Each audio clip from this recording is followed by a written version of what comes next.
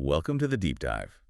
Today our mission is to give you a kind of blueprint for a well-lived life. Yeah. And we're going to do that using the really surprising and accessible thoughts of C.S. Lewis. Right. And we're not really diving deep into theology here. No, not at all. This is about character, morality, and I guess what you could call optimal human performance.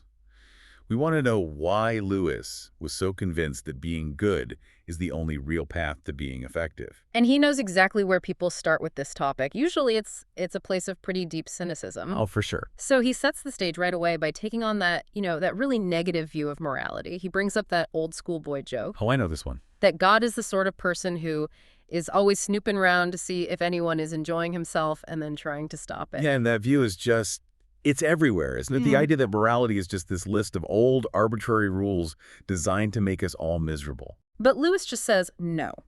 That's a complete misreading of the situation. His whole argument, the central idea, is that moral rules are not arbitrary. They are, and this is the key phrase.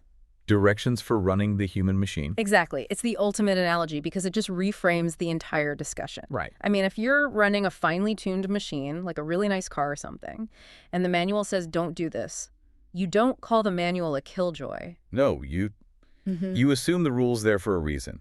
To prevent a breakdown or strain or friction. It's there to help the machine work properly. So if we look at our own inclinations, maybe, I don't know, a quick temper or just being lazy, and the moral law says, hey, stop that. Lewis is basically saying it's because those things are destructive to the mechanism itself. Yes. They cause the human machine to seize up. Even if they feel good or natural in the moment, they are terrible for long-term operation. It's like over-revving your engine. The rule against it isn't there to stop your fun. It's there to preserve the car. Okay, so with that machine manual idea in mind, let's unpack a distinction he makes right away. It's the difference between rules and what we often call high ideals. Why is he so cautious about framing morality as just a high ideal? Well, you've hit on a really common confusion. Lewis would agree that moral perfection is an ideal in one sense. In what sense? In the sense that we can't actually achieve it. Just like you can never be a 100% perfect car driver. It's an ideal you aim for. Okay, fair enough. But the danger, the real trap, is in calling it a private ideal. What's the difference? Well, a private ideal is like saying, my ideal house has a big garden. That's just your taste. It's optional. If morality is just a private ideal, it makes it sound like a hobby. Like something you do if you're into that sort of thing. Precisely. And Lewis is adamant that's not what it is. Perfect behavior is a necessary ideal prescribed for all men because we are all running the same basic model of human machine. So it's not a matter of taste, it's a matter of engineering. And he also suggests that if we think about it as simple obedience to rules, that helps us avoid a certain kind of pride. It does. I mean, if you start thinking you're a special person of high ideals just because you managed not to lie today, you fall into this trap of spiritual vanity. I see. His analogy for this is, it's fantastic. He says you don't expect a pat on the back for trying to get an arithmetic sum right. Of course not. That's just the basic requirement. Right. And every mistake in the sum causes trouble later on in the calculation. Moral failure isn't a lapse in aspiration. For Lewis, it's an operational error. It causes real damage. Okay, that makes so much sense. And that idea, that link between the individual errors and their wider impact, that leads us perfectly into his bigger framework, right? Yeah. The three departments of morality. Yes. This is where we move from the single machine to the whole fleet. He uses this metaphor of a fleet of ships sailing in formation. For the whole thing to work, three things have to go right. And Department 1 is the one we are all obsessed with today. Fair play and harmony between individuals. The ship's not colliding. Exactly. Social stuff. Cheating, bullying, war, poverty.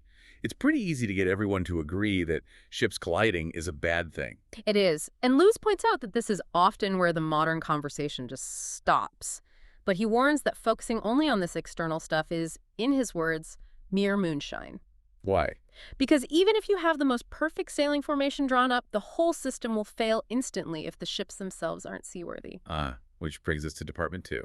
Tidying up inside each individual. Your own ship's seaworthiness. Are the engines working? Is the hull sound?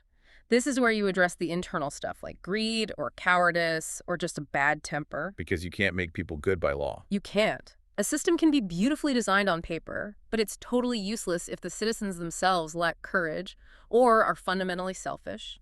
Individual character has to come first. But Lewis says there's still another level. Even if all the ships are seaworthy and they're all playing fair, we're missing Department 3, The general purpose of human life. at the destination of the fleet. And this is where things get really radical, because it forces you, the listener, to confront your most basic assumptions about the universe.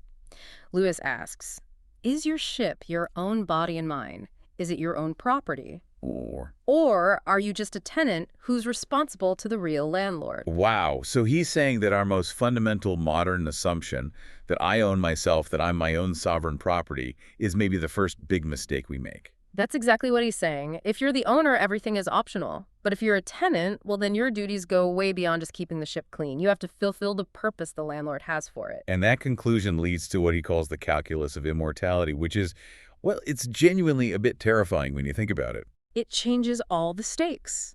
If you believe you're going to live forever, Lewis argues that things we think of as minor flaws, a bit of impatience, a little jealousy, that bad temper you have, they have to be taken very seriously. Because they're not just going to disappear when you die. They're going to grow. They're habits that are slowly hardening the internal mechanism of your character. Lewis suggests that the gradual worsening of these flaws could become absolute hell in a million years. That perspective completely revalues all that internal work. It makes it urgent. So if we accept we need to do that tidying up, Lewis gives us some practical instructions. And he points not to some new list, but to the 4 cardinal virtues. Yeah, the ancient pivotal hinges, as he calls them. Prudence, temperance, justice, and fortitude. He says all civilized people have recognized these. Let's start with prudence, because I think a lot of us get that one wrong. We think it means being timid or overly cautious. And Lewis says, no, it's practical common sense. It's taking the trouble to actually think through the consequences of your actions before you do them. So it's the opposite of being impulsive. Or lazy. Lewis is very clear that Christians should not be intellectual slackers. He says you need a child's heart but a grown-up's head.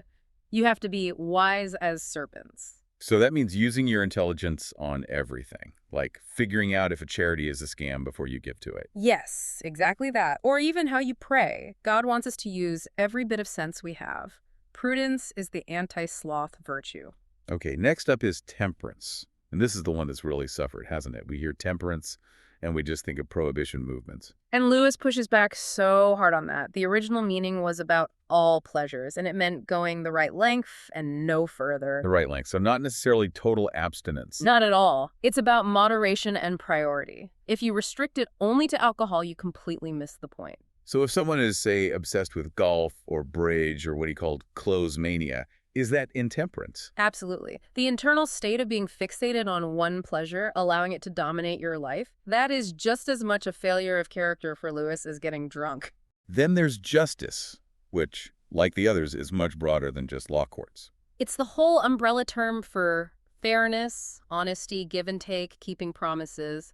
It's the basic oil that keeps the social machine from grinding to a halt. And finally, fortitude. Fortitude is the backbone. It's guts, as he calls it. It's both the courage to face danger and the courage to just stick it out when things are painful or boring. And you need that one for all the others. You really do. Try being just or temperate for more than a day without fortitude, and you'll fail. It's the enabling virtue. But here's the crucial distinction Lewis makes. There's a huge difference between just doing a just action and actually being a just person. Yes. A right action done for the wrong reason, like you don't cheat because you're scared of getting caught.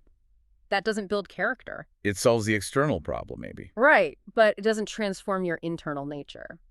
And Lewis insists God doesn't just want a list of good deeds. God wants a certain sort of people. The whole point of virtue is that internal change. So let's take that internal change and look outward again, at society. How does Lewis say we should apply this to the whole fleet? He talks about the golden rule. Do as you would be done by, and he makes 2 big points. First, this wasn't some brand new morality Christ invented. Right. He says it's just a summary of what everyone deep down already knew was right. Moral teachers are mostly just reminding us of what we're trying to forget. And his second point. Is that Christianity does not give you a detailed political program for the 21st century. It doesn't have a chapter on tax policy or, cookery. So the application of these principles is up to us. It rests on Christian laymen, the economists, the politicians, the business leaders, to use their specific trained talents to figure out how to implement the principles. You can't just ask a priest to solve inflation. Still, C.S. Lewis does give us some some hints of what a fully Christian society might look like. And it's a strange mix. He says it would be very socialistic in some ways. It would. It would have this real sense of accountability. No passengers, no parasites. Everyone has to work with their own hands to produce something good. Meaning no silly luxuries, no manipulative ads, and definitely no swank, no showing off. But then on the other hand, he says it would seem very old-fashioned. A strong insistence on obedience, cheerfulness, courtesy. He paints a picture of a society with an advanced economy but very conservative, almost ceremonial manners. And that combination is why he thinks we all struggle with it. We just want to pick the parts that fit our own political party. Exactly. And speaking of things that don't fit our modern world, he drops a huge economic bomb into the discussion when he brings up usury. Yes, lending money at interest. He just points out that 3 of the greatest civilizations, the ancient Greeks, the Jews, and the medieval Christians, all condemned it. Which is the entire basis of our modern economic and investment system. The entire basis. He admits he's not an economist, but he feels he has to point out this massive, massive disagreement between our world and almost all of history, and he just leaves that problem for the Christian economists to wrestle with. One last social principle he really hammers home is charity. And he's very demanding about it. His rule for giving is one of the toughest you'll ever hear. He says the only safe rule is to give more than we can spare. More than we can spare. So giving until it actually hurts, until it pinches your own lifestyle. Yes. He says if your charity doesn't pinch or hamper you in some real way, it's probably too small. As we wrap up this deep dive, it feels like we're drawn back to that central snag Lewis identifies. We go looking for a political ally, and he offers us a master and a judge. And he drives us back inward. The final connection is that you can't really pull off the golden rule loving your neighbor until you learn to obey God. And you can't learn that until you get your own machine in working order. The longest way round is the shortest way home. That's the spiritual paradox. You have to fix yourself before you can hope to fix the world. So, what does this all mean for you listening? C.S. Lewis suggests that if Christianity is true, then the life you are building right now is just the start of an everlasting existence. And that perspective has to change how you value your own character. So here's the provocative thought he leaves us with. Just look at the minor failings you tolerate in yourself today. That slight dishonesty, that little bit of habitual envy, that moderate self-pity. If immortality is real, which one of those tolerated flaws could grow over an eternity into something truly catastrophic? Something like absolute hell?